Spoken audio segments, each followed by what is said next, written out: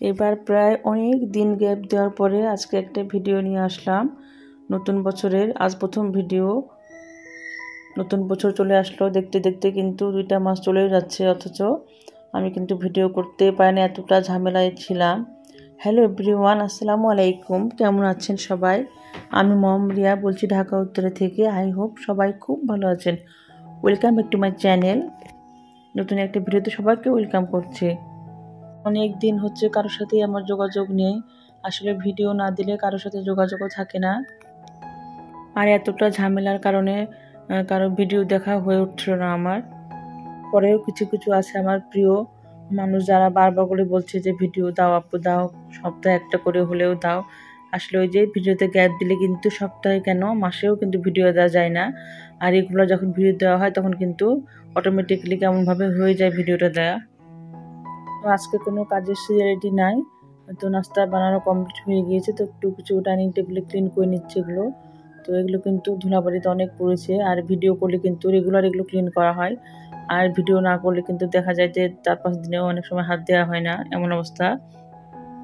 এই যে কয় মাস আমি ভিডিও না দিয়ে অবজার্ভ করলাম যে ভিডিও করলে বাড়িঘর আসলে একদম ডিটেন ক্লিন থাকে, কারণ সবসময় আমরা ভিডিও করি, কাজ দেখায়, তার কারণে কিন্তু সমস্ত কিছু ক্লিন থাকে, পরিষ্কার থাকে, পরিষ্কার পরিচ্ছন্ন সব কিছুই কিচেন থেকে শুরু করে। আর এখন আমার কাজের শিডিউলও চেঞ্জ হয়ে গিয়েছে, যেহেতু মেয়ে রাজু কলেজে ভর্তি হয়েছে ক্লাস 6-এ। তো ও এখন ডে শিফটে ইংলিশ ভার্সনে। তো কাজের শিডিউল একদম উল্টাপাল্টা, দেখা যাচ্ছে যে সারাটা দিনই আমার চলে যাচ্ছে মেয়েকে নিয়ে। কিন্তু ভর্তি যুদ্ধ শেষ করার পরে এখন এই যে ডে শিফটে হওয়াতে আরও প্রবলেম হয়ে গিয়েছে। রান্না বান্নাটা খুবই ঝামেলাময় হয়ে যাচ্ছে। কাজকর্মগুলো দেখা যায় 11টার সময় বের হয়ে যায়, কোচিং করাই নেওয়ার পরে আবার স্কুলে দিয়ে আসি 12টার সময়, এরপর আবার নিতে যাই বিকেলবেলায়। তো যার কারণে কিন্তু সারাটা দিনই আমার এভাবে চলে যাচ্ছে। তার কারণে কিন্তু কাজও এলোমেলোভাবেই করতে হচ্ছে এখন আমাকে, শিডিউল একদম উল্টাপাল্টা। তো শীত কিন্তু প্রায় চলেই যাচ্ছে। তো এর আগেও বেশ ক্যাপসিকাম গাজর আমি ফ্রোজেন করেছি, টমেটো। তো এবার অনেক সবজির দাম এতটা কম গেল অনেক। তো ক্যাপসিকাম কিন্তু অনেক কম দামে গিয়েছে। প্রথমে কিন্তু 100 টাকা কেজি ছিল, এখন কিন্তু 60 টাকায় চলে এসেছে। তো আমি এগুলো 100 টাকা কেজি করে নিয়েছিলাম। তো কিছুটা আমি হচ্ছে যে চিলি চিকেনের জন্য সেলাই করে কিউব করে কেটে রেখেছি, আর এখন আমি কেটে রাখবো, যেমন নুডলস দিয়ে যেভাবে দিই আর কি, ফ্রাইড রাইস নুডলসে সেভাবে করে আমি স্লাইস করে কেটে নেব। এখন ডিপে আমি ফ্রোজেন করব। যদি ভালো লেগে থাকে বছরে কিছু না কিছু সবজি আমি ফ্রোজেন করে রাখি, যেমন মটরশুঁটি, গাজর, এগুলো, ক্যাপসিকাম, টমেটো। তো এবারে কিন্তু অনেকগুলো টমেটো, প্রায় 7-8 কেজির মতো টমেটো রেখেছি আমি ফ্রোজেন করে। তো ফ্রিজে কিন্তু আর রাখার জায়গায় হবে না এমন অবস্থা হচ্ছে, এতটা জিনিসপত্র রাখা হয়েছে। তো এগুলো আমি কেটে নেব। তো এখন পর্যন্ত যারা আমার ভিডিওটি দেখছেন, যদি ভালো লেগে থাকে তো ভিডিওটাকে লাইক দিয়ে ভিডিওটি কন্টিনিউ করতে পারেন, আর যদি বেশি ভালো লেগে থাকে তো আমার চ্যানেলটি সাবস্ক্রাইব করে দিতে পারেন। আশা করি আপনাদের ভালো লাগবে। এই যে ক্যাপসিকাম, গাজর, এগুলো ফ্রোজেন করে রাখলে যে কতটা সুবিধা হয়, যে কোনো জিনিস কিন্তু ব্যবহার করা হয় খুব ইজিলি হাতের কাছে থাকলে পারে। সিজনে কিন্তু ক্যাপসিকামের অনেক দাম হয়ে যায়। দেখতে কিন্তু শীত পেরিয়ে রোজাও চলে আসছে। তো রোজার কোনো কাজে আমি কিন্তু এখন পর্যন্ত গোছাতে পারি নাই, কোনো প্রিপারেশনই এখন পর্যন্ত নিতে পারি নাই।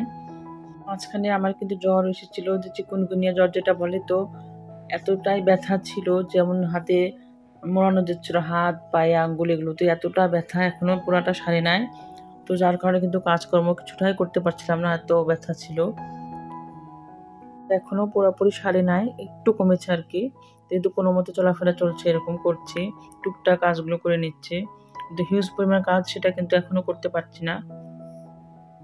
তো অন্য সময় কিন্তু আমি সবে বরাতের আগে থেকে কিন্তু রোজার প্রিপারেশন নিয়ে ফেলি, বাড়িঘর ক্লিন যা কিছু সব কিছু কিন্তু করে ফেলি, কিন্তু এবার একটু কোনো কিছুতে হাত দিতে পারি না, কোনো কাজে আর কি, রোজার প্রিপারেশনে।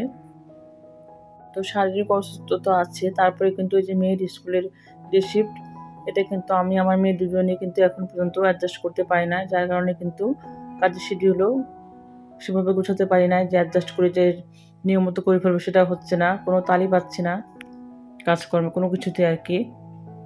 তো যাই হোক, এই যে আমি এগুলো কেটে ফেলেছি, এখন আমি একটু এটা ভাপ দিয়ে নিব, তাহলে কিন্তু এটা কালারটা নষ্ট হবে না, খুব কালারটা একদম যেমন তেমন থাকবে। তো জাস্ট আমি এটা গরম পানি, ফুটন্ত গরম পানি দিয়ে ফেলবো, দিয়ে নাড়াচাড়া করে ছেঁকে ফেলবো, তারপরে আমি এটা ঠান্ডা করে ফ্রিজে রাখবো ডিপে, তাহলে কিন্তু একদম এরকম কালারটা থাকবে। এরপর কিছু নুডলসের জন্য গাজর কেটে নিচ্ছি। বিশ্বাস করবেন কিনা জানি না, এই যে প্রায় 10 দিন যাবত কিন্তু আমি একটা ভিডিও করার চেষ্টা করছি, কিন্তু কিছুতেই করে উঠতে পারছি না। দেখা যায় যে ট্রাইপডটা নিয়ে আসি, আবার রেখে চলে আসি, আজ করবো না, কালকে না পরশু, এভাবে করে করে কিন্তু 10 দিন যাবত আমি ভিডিও করার চেষ্টা করছি, করতেই পারছি না। আজকে আমি বিঠিয়ে নিয়েছি যে আজকে ভিডিওটা করেই ছাড়বো, যেমনই হোক করতেই হবে আজকে আমার। তারপরে যে একটু টুকটাক করে একটু ভিডিও করে নিলাম। যে বলক দেওয়া পানির ভিতরে যখন পানিটা বলকাবে তখন কিন্তু আমি এটা দিয়ে ফেললাম ক্যাপসিকামটা। এখন একটু নাড়াচাড়া করে আমি এটা ছেঁকে ফেলবো, ফুটানোর দরকার নেই। তারপর ঠান্ডা করে আমি জিভে রাখবো। এরপরে যে নুডলসটা একটু বয়েল করে নিচ্ছি রান্না করার জন্য। তো কাজগুলো আমি দুপুরের পরে করছি। দুপুরে রান্না বান্না কিন্তু কমপ্লিট করে খাওয়া দাওয়া করে ফেলেছি। তো এগুলো কাজকর্ম সেরে কিন্তু মেয়েকে আনতে যাবো স্কুলে বিকেলবেলায় 4:30টায়। তো যেগুলো কিন্তু আমি পানি ছেঁকে নিচ্ছি, এখন একটু টিস্যু দিয়ে মুছে নিব। হালকাভাবে র্যাপ করে নিয়ে আমি ডিপে রেখে দেবো। যখন একটু জমে যাবে তখন এটা ছুটিয়ে নেব, তারপরে বক্সে করে রেখে দেবো। তখন কিন্তু একটা একটা ছুটে যাবে। তো এখন আমি নুডলসের জন্য সস রেডি করে নিচ্ছি। তো এর ভিতরে সমস্ত সসই দেব, যেমন soy sauce, chilli sauce, tomato sauce, একটু ভিনেগার, এরপর হচ্ছে গোলমরিচের গুঁড়ো, একটু সামান্য চিনি দিয়ে খুব ভালোভাবে মিক্সড করে নিব। তো এটা রান্নার আগে রেডি করে নিলে খুব ঝটপটভাবে রান্নাটা হয়ে যায়। তো এটা হচ্ছে চিলি সসটা দিয়ে দিলাম, যতটুকু ছিল সবগুলোই দিয়ে দিলাম। তো চিলি সসটা দিলে একটু ঝাল ঝাল হয়, ভালো লাগে খেতে। তো এরপরে টমেটো সস বেশি করে দিলাম। তো আমি চাইনিজ নুডলস বানাবো, যার কারণে সবগুলোকে সামান্য একটু চিনি দিব, 1/2 চামচেরও কম দিব চিনি। যেহেতু এখানে ভিনেগারটা দিয়েছি, তাহলে একটু দিলে, চিনিটা দিলে কিন্তু টেস্টটা খুব ভালো আসে নুডলসের। নুডলস আমি কিন্তু ঠান্ডা করে নিয়েছি পানি ছেঁকে দিয়ে একদম। তখন যে প্রথমে গাজরটাকে ভেজে নেব একটু, তারপরে আমি ক্যাপসিকামটা পরে দিব। 2 মিনিট গাজরটাকে একটু ভেজে নিয়েছি, তারপরে এখন ক্যাপসিকামটা দিয়ে দিলাম। এরপরে সসটা দিয়ে একটু নাড়াচাড়া করে নিয়ে, এটা কিন্তু ক্রাঞ্চি থাকবে, এগুলো গলবে না, একদম ক্রাঞ্চি ক্রাঞ্চি থাকবে। এরপর সসটা দিয়ে দেবো। এরপর নুডলসটি দিয়ে জাস্ট ভালোভাবে মিক্সড করে নিলে হয়ে যাবে রান্না। তো এইভাবে কিন্তু রেডি করে নিলে খুবই ঝটপট হয়ে রান্নাটা হয়ে যায়। নুডলসটা দিয়ে মিশিয়ে নেওয়ার পালা, খুব ভালোভাবে মিশিয়ে নিলে কিন্তু নুডলসটা অনেক বেশ 5-7 মিনিট রান্না করলে হয়ে যাবে। খুব ভালোভাবে মিশিয়ে নিয়ে হাই হিটে রেখে। অনেক দিন যাবত কিন্তু ভিডিও না দেওয়ার কারণে আমার এখন কথা বলতেও ইচ্ছে করছে না, কিছুই একদম স্লো হয়ে গিয়েছে। কিছুই কিন্তু অভ্যাস ও প্র্যাকটিসের ধার, যখন যেটা যে প্র্যাকটিস করবো আয়ত্ত আমি, সেটাই কিন্তু হয়ে যাবে। এটা খুব ভালোভাবে মিক্সড করে নামিয়ে নিয়েছি। এখন আমি কিচেনের যে সেলফ আছে সেটা ক্লিন করবো। আর এই ডিব্বাগুলো কিন্তু আমি যে জার, যেগুলো সিরামিকের জার, সেগুলো কিন্তু ধুয়ে আমি ক্লিন করে নিয়েছি এবং পানি ঝরিয়ে শুকিয়ে নিয়েছি। এখন এই সেলফটাকে একটু ক্লিন করে এরপর আমি একটু সাজিয়ে নেব। তো ভাবছি একটা একটা করে কাজ শেষ করি, কিচেনের ক্লিনিংয়ের কাজগুলো। রোজা যেহেতু চলে আসছে সামনে, বেশি দিন নাই সময়। রোজার সময় কিন্তু আমাদের অনেক প্রিপারেশন নিতে হয়। যদি বাড়িঘর ক্লিন না থাকে তাহলে কেমন যেন ভালো লাগে না। সেজন্য কিন্তু পুরো বাড়িঘর আগে ক্লিন করবো। এখন আমি মানে একটা একটা শুরু করব। আজকে কিচেন থেকে শুরু করলাম অল্প অল্প করে।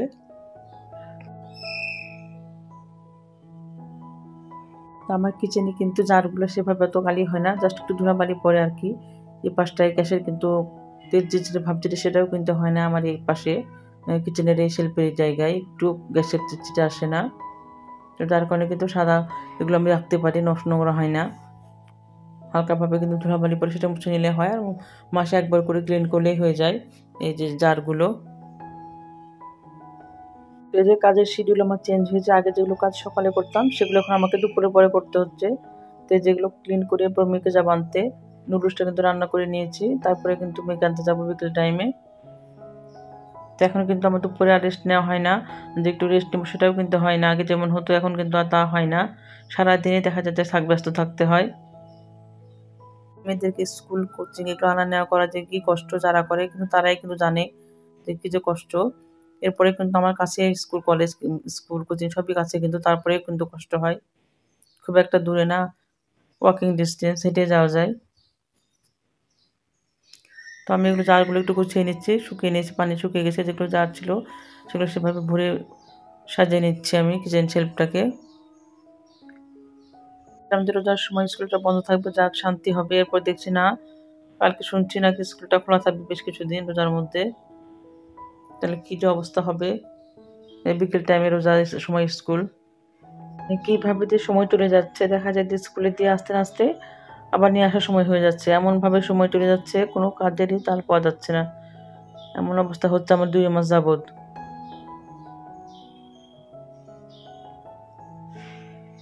তো কিচেন শেলফটা কিন্তু একদমই খুব ভালোভাবে ডিপ ক্লিন করে নিলাম। তো একটা, একটা করে করবো। আজকে শুধু এই শেলফটা ক্লিন করবো, অন্যদিন আরেকটা কাজ করবো।